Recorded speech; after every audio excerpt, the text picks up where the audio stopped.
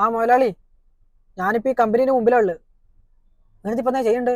എടാ എല്ലാ സ്ഥലത്തേക്ക് അയക്കാൻ മാത്രം എക്സ്പീരിയൻസ് ഉള്ള ആളില്ലാത്തതുകൊണ്ടല്ലേ. നീ ഇപ്രാവശ്യത്തേക്ക് ഒന്ന് അഡ്ജസ്റ്റ് ആക്കടാ. നിനക്ക് കുറച്ച് എക്സ്പീരിയൻസിന് കുറവല്ലേ ഉള്ളൂ.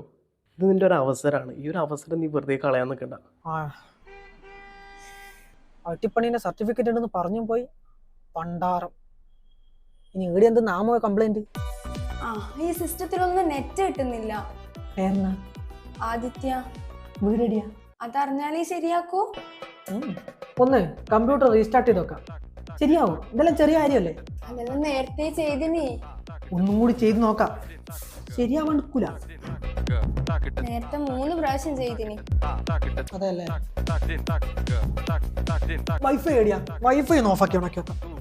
അതും ചെയ്തോക്കീനി, രക്ഷയില്ല. വയറൊന്ന് ഊരി കുത്തി നോക്കിനാ? നോക്കി, CPU ഇട്ട് 2 ചവിട്ടും കൊടുത്തു നോക്കി, ഒരു കാര്യമില്ല. IT പണി പഠിച്ചിനല്ലേ? ഇല്ല, പഠിച്ചിന്, എനക്ക് തോന്നുന്നുണ്ട് അത്. മെയിൻ സ്വിച്ച് എടിയാ? ബാക്കില. എന്നാ പിന്നെ ഞാനൊരു കാര്യം ചെയ്യാം, ഒരു മെയിൻ സ്വിച്ച് ഓഫാക്കി ഉണക്കി. അങ്ങനെ ചെയ്താ ശരിയാവും? ഇപ്പൊ അത് മാത്രല്ല ഓഫാക്കി ഉണക്കി നോക്കാനില്ല, ചെയ്ത് നോക്കാം. എന്നിട്ട് ശരിയായിട്ടില്ലെങ്കിൽ ഞാൻ ടവറും ട്രാൻസ്ഫോമറും ഓഫാക്കി നോക്കും.